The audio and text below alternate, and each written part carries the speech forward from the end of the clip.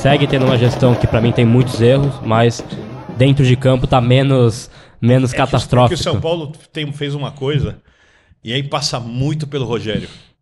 Muito pelo Rogério. O São Paulo montou um elenco que não gosta de perder, que joga junto e que tem muito caráter. A mudança de perfil do elenco, Perfeito. da Copa Sul-Americana, da derrota pro Del Valle, pro time depois, Alisson, o Wellington Rato e alguns outros jogadores, tornam o São Paulo um time muito coeso. Né? E aí tem tudo, a chegada do Dorival, como o Dorival utiliza esses jogadores. E esses caras gostam de competir, gostam de ganhar. Esses caras têm muito respeito pela camisa. O que esbarra no assunto que você disse que ia falar. Qual? Na Do abertura. Rames? Exatamente. Aí não dá. Exatamente. Aí é pra falar disso agora? Ou Vamos deixar o melhor. Podemos, Vamos. dá vontade, pode entrar no assunto do Rames Rodrigues. Você que manda. Assim, eu não tenho acessado as redes sociais porque eu perdi as minhas senhas e eu não consigo recuperá-las. Essa é uma história legal, fenomenal. Mas isso não deixa de ser ruim, às vezes, dependendo do que a gente lê. Eu tinha um celular, queimou a tela. E a tela não existia mais para vender. Putz. E o meu e-mail de recuperação era um e-mail pago que não existe mais. Então eu mando para as redes sociais avisando que sou eu e eles falam que não é possível porque não tem como comprovar. Falei que documentação então tudo bem. Resolvido por isso eu não tenho visto. Mas me disseram, e como eu sei? Tava andando pela rua, chego na esquina, no bar, assim, no restaurante. Ah, estão te xingando, hein? Aí passa para outro lugar. Os caras estão te xingando, hein? Aí chega lá, os caras, estão te xingando. Todo lugar estão me xingando. Eu falei, deve estar me xingando mesmo, assim, né? E eu não fui olhar. Meio que o consenso, né? Eu tenho muito respeito pelos jogadores que se esforçam. Inclusive pelos ruins. Sim. Inclusive por aqueles que não conseguem produzir muito. Tá? Porque eu não posso pedir, por exemplo, que a caneca aqui do Tele apague a luz. Cada pessoa tem o seu limite, e óbvio que trabalhando muito ela pode ampliar os limites, mas todos temos limites, somos mortais. Tudo na nossa vida é limitado. Então, eu espero que os jogadores se esforcem plenamente. Às vezes entendo até que não se esforcem. O cara tá com um problema em casa, tem alguém doente, são seres humanos, isso é outra coisa. Hoje em dia parece que o jogador é máquina, não é? Produto. São seres humanos, né? O jogador tem sensações, tem alegrias, tem tristezas, ele tá sujeito, como qualquer pessoa, ganhando 5 mil ou 5 milhões de reais a coisas que acontecem fora. Cada um lida disso de uma maneira diferente. Com o tempo, a vida vai passando, ele vai aprendendo a lidar melhor com umas situações e assim por diante, né? Morre gente que as pessoas amam. A vida do jogador é uma vida, é um ser humano. O ser humano vai todo mundo acabar no mesmo lugar. O que me incomoda muito é quando o jogador não respeita a camisa do clube. E a minha questão com o Rames não era uma questão de potencial técnico, apesar de eu achar discutível. Tecnicamente ele é acima da média, mas potencial. Nasce uma pessoa com um baita potencial. É genial, perspicaz, entende as coisas, mas tá com preguiça de trabalhar. O que ela vai produzir? E no futebol, o que vale é o esforço e depois a produtividade.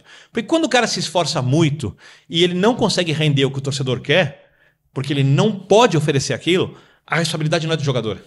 É de quem escalou, de quem pediu para contratar e de quem contratou. Sim. Quando o cara pode render mais, e ainda mais ele chega num time campeão e enorme como o São Paulo, e age como o Rames agiu, aquilo para mim, dentro do que é inaceitável do futebol, né, aquilo para mim chegou no limite como eu nunca tinha visto na minha vida.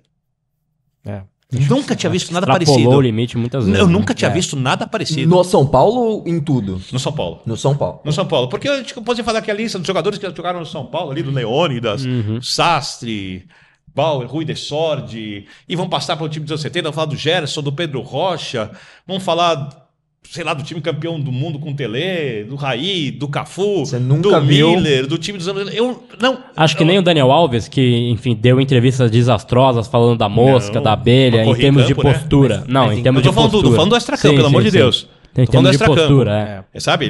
Se você pegar a análise de desempenho, pegar o centro de futebol, não, é uma referência pra mim tem comparação. O extracampo e o Rames parece um santo. Mas eu falo de postura, porque o Daniel Alves na Olimpíada fala aquela aspas que a mosca não pode ensinar pra abelha, umas aspas terríveis, assim. Sim, concordo com tudo isso sobre o Daniel. Só que a postura do Rames em campo... Eu nunca vi coisa igual. E eu acho que quando o clube passa... eu vou adaptar o jeito de jogar, um jeito de jogar vencedor. Se você for pro jogo técnico, o São Paulo vai perder de vários times do futebol brasileiro. Agora, se o São Paulo tiver o volume de jogo que conseguiu, por exemplo, ano passado, a torcida no Morumbi, barulhenta, tudo numa sincronia, numa alquimia que tornou aquilo um lugar muito difícil de ganhar do São Paulo, você tem um time que pode sonhar com títulos em Copas. Campeonato Brasileiro, um milagre. Também. Pode sonhar com títulos em Copas. Então, quando você apoia aquilo e apoia uma ideia de mudança de jogo, é como se o clube que, repito, tem 5 capitães de seleções brasileiras campeãs do mundo na sua história e um monte de jogadores consagrados muito maiores que o Rames, muito mais importantes que o Rames, tivesse se curvando ao cara que não tá nem aí. Então não é uma questão de você gostar do futebol do jogador ou não gostar do futebol do jogador. É uma questão de como você respeita o clube e a camisa, que são sagrados. Um clube que não tem nem dinheiro para pagar direito o salário desse cara e que poderia estar investindo isso em outro jogador.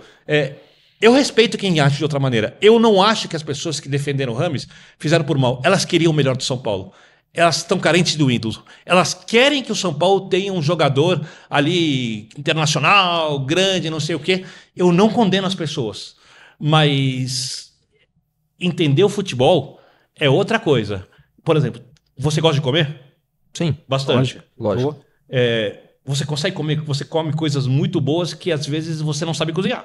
Sim, lógico. Todo mundo no Brasil chuta uma bola. Isso não quer dizer que a pessoa entenda de futebol. Sim, do jogo em si no campo. Tanto é que se a gente for olhar os debates, os que a gente ouve em vários lugares, cada vez menos se discute o jogo. Como se chega ao melhor jogo. Quantas pessoas discutem o método de treino, a parte tática? Eu mesmo, no meu trabalho, faço isso muito pouco, porque eu acho que muita gente tem interesse em outras coisas. E quem manda é o público. Quem manda é o público. Porque futebol, ele não precisa ser uma aula, não é uma faculdade, um programa de esportes. É um programa em que você fala verdades, que você gera discussões, debates, reflexões, mas também é um negócio que tem que entreter, a não ser quando acontecem coisas muito sérias. Sim. Né? Como falcatruas, lesões, tragédias, essas coisas. Aí, azar do entretenimento. Aí é prioridade, outra coisa. né? Aí é prioridade. Então, eu acho que as pessoas não conseguiram perceber, muitas delas, como esse cara se comportava. E só dependia dele mudar isso. Quando os jogadores chamam, o Gabriel sabe disso, vocês também são repórteres, para uma conversa antes do jogo contra o Tajeres. Ele... E promete. Com o Tajeres. 2-0 pro Tajeres com o Rames, 1-0 sem o Rames.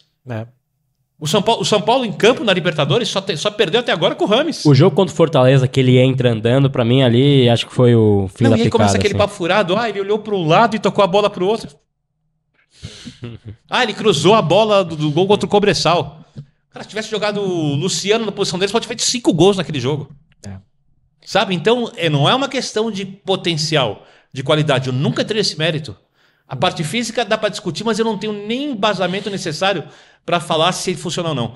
Mas a maneira como ele tratou o clube, isso para mim extrapolou. É postura. Mas eu posso estar errado, óbvio. Mas assim, é a maneira como eu enxergo, é a maneira como o Dorival enxergou, é a maneira como eu creio que o Carpini enxergava até ser pressionado e a maneira como o Zubeldia enxerga. Quem tem que mudar isso? A minha opinião ou o Rames? Então, e esse é um ponto, porque assim, é um consenso de todos os treinadores que passaram desde o primeiro dia dele. Não só pelo São Paulo. Não só pelo São Paulo, em outros, Rafa Benítez falou no Everton, outros treinadores, na imprensa colombiana se fala muito isso. E hoje, vindo pra cá, eu tava ouvindo o Estádio 97. Levantaram uma estatística lá, o Sombra falou o seguinte: se você pegar mesmo a fase boa dele, no Real Madrid, Bayern de Munique, Banfield, começo de carreira... Eu não queria entrar nessa discussão. Pois é. A média de jogos do Rames por ano não passa de 31 jogos por ano. Numa temporada que um clube tem 70, 60 jogos, é muito pouco um jogador de alto nível ou de alta classe, que seria o diferencial, jogar 30, jogar metade. No São Paulo ele fez 22 ou 23 jogos, contando as saídas e entradas. É muito pouco. Não, tudo bem, mas aí a gente tá falando de estatística. O meu ponto é, se ele faz 30 jogos se dedicando ao máximo, já pelo menos eu acredito que essa tua rejeição, que eu acho muito certa e muito válida... Se ele estivesse lutando no máximo e não conseguisse jogar, eu não teria rejeição. É isso. Exato. Esse é o ponto. Joga ou não joga, só esse isso. É o ponto. Por exemplo, um outro paralelo muito rápido, que eu sei a resposta, até porque você já deu a resposta, mas muita gente hoje critica, por exemplo, o Juan. Não tem nem comparação Rames com o Juan em questão de postura.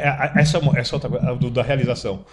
Quando eu vejo um cara como o Juan, que para mim é um jogador consideravelmente limitado na parte técnica, mas que fez o pivô pro Luciano no gol contra o Corinthians da Copa do Brasil e Itaquera. Fez o pivô no Allianz Parque pro David no gol da Copa do Brasil. O São Paulo estava sendo eliminado contra um time fraquíssimo do Ituano, foi lá, chamou o pênalti, incendiou o time e contra o Águia de Marabá. Mesmo seja o jogo mais fácil, etc. Toma o primeiro gol, vai saber o que acontece, esse tipo de coisa, vai lá e joga.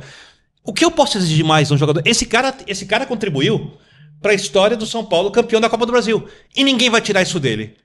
Aí, estão lá. Pancada no Juan, porque pancada no Juan, o cara tá se matando em campo, treina que nem um louco. Lá dentro do CT adoram um cara pela dedicação, pelo esforço, sabe muito bem disso também. Né? Ele vai marcar alto, ele vai jogar se precisar de lado de campo, se precisar de jogar até de lateral, mesmo não tendo condições de jogar de lateral. Você vai lá e o cara tá tentando, lutando. Aí dá uma pancada no cara, né? Aí define o Rames. Não existe o mesmo critério, né?